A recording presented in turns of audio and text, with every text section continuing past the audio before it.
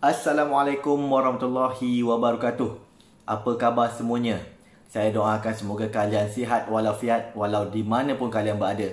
Hari ini 27 Mei 2020 bersamaan dengan 4 Syawal 1441 Hijrah. Kita masih lagi dalam mood raya lah ya kalau ikutkan. Baik, pagi tadi saya menonton video reaksi dari saudara Jeb di channel Ashira Lover berkenaan dengan satu kisah, satu isu yang berlaku di Indonesia sekarang ini berkaitan dengan kartun Upin Ipin. Isu apa ya? Kita ulas selepas ni.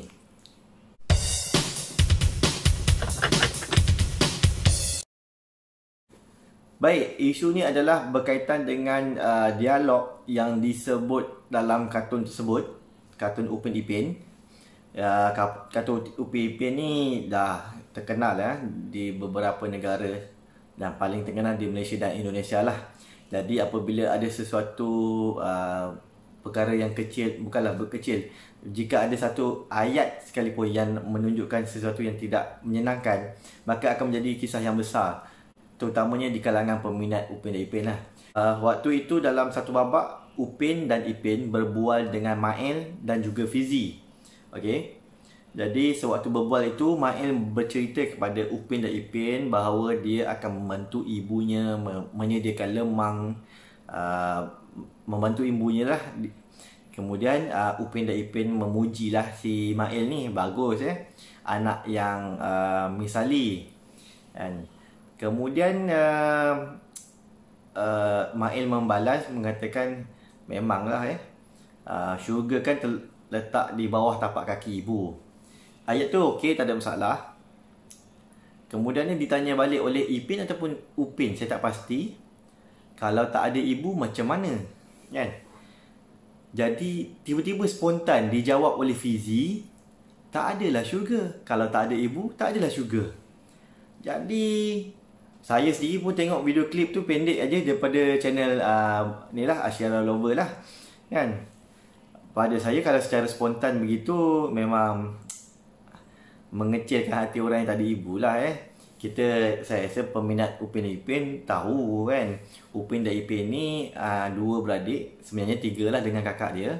Mereka ni anak yatim piatu, dipelihara oleh nenek Jadi kata-kata begitu walaupun diucapkan oleh kanak-kanak, tapi dia boleh memberi kesan tau. Saya membayangkan kalau dalam kisah hidup yang betul, kalau Upin Ipin ni anak yang baik, kemudian orang kata tak boleh masuk syurga sebab tak ada mak, mesti terasa kecil hati budak tu kan. Sementara yang kata tu pula kawan kan. Tapi kalau nak ambil serius, kita jangan terlalu serius. Sebab saya nampak di Facebook pun rakan-rakan di Indonesia pun ada juga bagi tahu memang kecoh jugalah di kalangan peminat Upin Ipin ni. Dan ini semua cerita, tapi saya rasa pengajaran yang perlu diambil oleh Les Kopak, produser Upin Ipin ni, perlu berhati-hati lah dengan ayat-ayat begini Sebab apa, saya secara personal, secara peribadi, saya bukan peminat setia ataupun peminat nombor satu Upin Ipin, tidak. Dan saya ada banyak kartun lagi yang saya boleh tengok. Sebelum saya kahwin, saya dah tengok kartun Upin Ipin ni, tapi saya kurang gemar Upin Ipin kerana ayat-ayat yang dibualkan sesama mereka umur 6 tahun. Sebab seingat saya umur saya 6 tahun, saya berbual dengan rakan-rakan, saya dan awak. Saya menggunakan perkataan saya dan awak. Tapi saya tak pastilah Upin dengan Ipin ni dia nak menggambarkan daripada negeri mana dan sebagainya, wallahualam. Dia menggunakan aku dan kau. Dan sedikit kasar pada saya sebab dia cakap macam, alah engkau ni lah, engkau je lah yang betul, macam contohnya. Dan kadang-kadang dia macam ada ayat yang agak menyindir untuk macam contoh dia marah pada kakak, bukanlah marah, bila kena marah dengan Kak Ros kan, dia kan kata, iyalah akak je lah yang betul. Macam tak manis lah budak umur 6 tahun tadi kau cakap macam tu dengan orang tua kan. Sebab kalau dalam generasi saya tak boleh cakap macam tu, memang kena lempangnya kan. Bapak saya mesti marahnya. Cakap aku pun mak saya cili mulut kan. Mak saya marah lah. Kalau cakap kena budi bahasa dengan orang. Saya, awak kan. Saya komen di channel Bro Jeb Ashira Lover tu, ada orang ni lah kata kat saya macam-macam lah, tak apalah. Itu terpulanglah pandangan peribadi. Saya secara personal, kalau untuk anak-anak saya bagi tengok Omar dan Hana. Saya tengok Didi and Friends. Dia bercakap pun dia gunakan bahasa diri, nama diri kan. Didi rasa Didi nak buat itu, dia macam tu kan. Sebab saya pilih macam tu. Saya didik anak saya biar macam tu. Bila dia dah besar, sekolah menengah ke apa, tak apalah, itu terpulang lah kan. Asalkan dia tahu batas-batas. Yang penting bercakap tu kena hormat pada orang. Bila daripada kecil kita didik macam tu, itu yang akan jadi dia punya cerminan sampai dia besar nanti, insyaAllah lah. Jadi balik pada kisah Upin dengan Ipin tu. Bila Upin dan Ipin ni kartun untuk kanak-kanak, jadi kalau digambarkan begitu pada kanak-kanak yang menonton, kurang manis pada saya, kurang sesuai. Jadi saya harap pihak Les Kopak fikirkan sesuatu. Memang elok nak jadikan pengajaran, cuma tak sepatutnya lah kalau saya.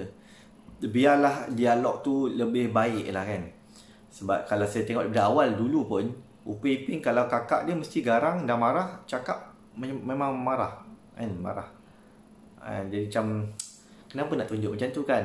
Kakak pada adik-adik yang dah tak ada tak ada mak ayah ni bukan kepatutnya penyayang. Apa salahnya tunjuk kakak yang penyayang kan? Tapi tak apalah, itu dah jalan cerita dia, saya tak ada ni lah. Cuma saya minta benda yang boleh dijaga, ayat-ayat, juga konten je lah Jadi itu saja kot saya rasa. Dan pada kita juga yang menonton kan, mungkin bila nampak macam tu, kalau kita tonton bersama dengan anak kita boleh terus bagi tahu anak, tengok salah Fizi cakap tu kan. Waktu itu peranan ibu bapa kan. Sementara sekarang ni mak ayah duduk di rumah lebih banyak bersama dengan anak-anak. Anak-anak tak pergi sekolah. Jadi kita menjadi guru lah kan. Tentang salah cakap Fizi tu kita tak boleh nak tukar lah. Tapi sebagai ibu bapa kita boleh lagi educate ataupun didik anak-anak supaya apa saja yang dia tengok di TV kita boleh terus bagi tahu waktu tu juga. Tengok Upin buat macam ni, tolong nenek, mak tolong mak dia. Kita boleh bercerita sambil-sambil tau. Anak nak tengok kartun, kita kena tengok sekali. Eloknya lah macam tu lah. Jangan biar anak tengok seorang-seorang. Jadi seperti mana macam pandangan orang lain jugalah sama ada di YouTube, sama ada di Facebook. Memang betul kita sendiri yang perlu nilai benda tu baik dan buruk. Kita yang kena ada rasa tanggungjawab lah. Dan jangan terlalu emosi apabila berlaku benda macam ni. Cuma itulah, macam tadi yang saya cakap, untuk pihak penerbitan rancangan Upin dan Ipin, supaya lebih berhati-hati, supaya lebih mengkaji lah Sebab Upin dan Ipin ni brand yang besar. Bukan hanya di Malaysia dan Indonesia, mereka dah diterima di Astro pun ada, malah di Jepun kan, dengan debut Ultraman Reboot. Maknanya Upin dan Ipin ni, Les Kopak punya produk ni dah diterima di peringkat lebih jauh kan. Pernah dicalonkan untuk award dan sebagainya. Jadi yang Chris Yamang tunggal kan. Jadi sepatutnya lah mereka cuba jadikan Upin Ipin ni satu rancangan di mana kanak-kanak tu banyak dalam lingkungan positif lah. Cara percakapan, isu-isu yang nak disampaikan, jalan cerita dan penceritaannya lah kan.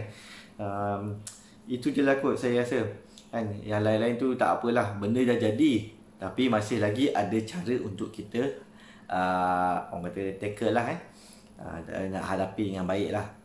Walaupun saya ucapkan syabas jugalah pada netizen, warga Indonesia, warga Malaysia, peminat Upin Ipin yang begitu orang kata ambil berat benda ni kan. Maknanya masyarakat kita masih lagi nampak nilai-nilai tu. Kalau yang tak baik dia akan cakap tak baik, kalau yang baik dia akan sokong yang baik kan. Baguslah, tak adalah kita hanya terima saja bulat-bulat. Mana netizen kita ni masih berfikir, masih orang kata kritis dalam membuat pertimbangan. Baik, itu saja daripada saya hari ini. Apapun, ini cuma pendapat peribadi saya.